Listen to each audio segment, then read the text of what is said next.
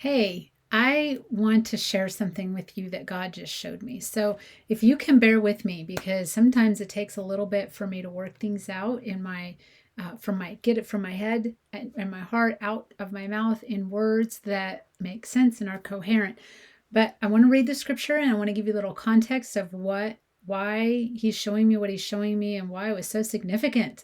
So the scripture is Romans 12, and it says, I beseech you, therefore, brethren, by the mercies of God, that you present your bodies a living sacrifice, holy, acceptable to God, which is your reasonable service.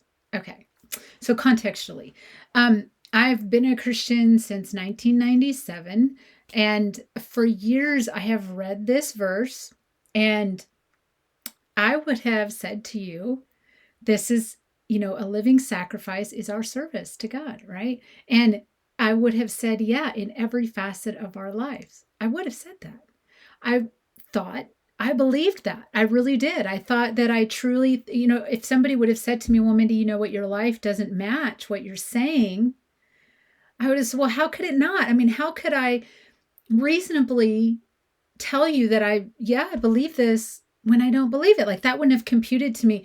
But the reality is God showed me this just the other day, that I'm not living, I was not living what I said I believed. And I just really didn't know it. But this is an example of what I'm going to call what operates like your operating system way back here that runs silently in the background of your mind, that kind of motivates everything that you do.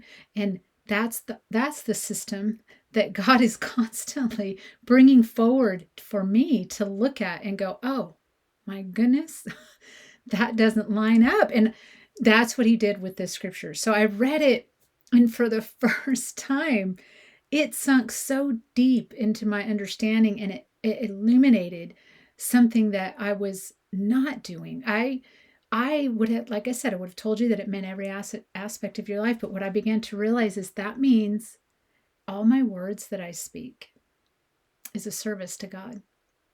How I speak to my husband, how I speak to my family, every behavior that I have, the meditations of my heart in the quiet times. Again, up until a few days ago, I would have told you, yeah, totally service to God. It's part of the living sacrifice that we offer him.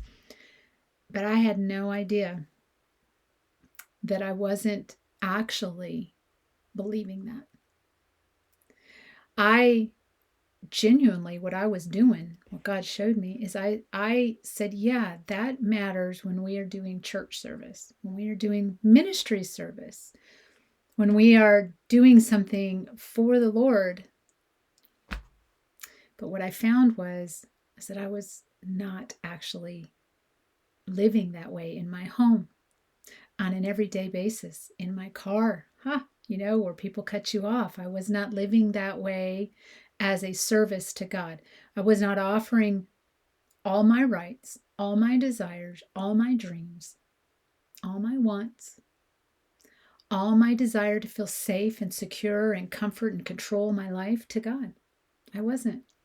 I was operating at a self. And this is just one way that I want to say to you, encourage you, stay in the Word. Because just when you think you've got it, God might surprise you and take you just a little bit deeper.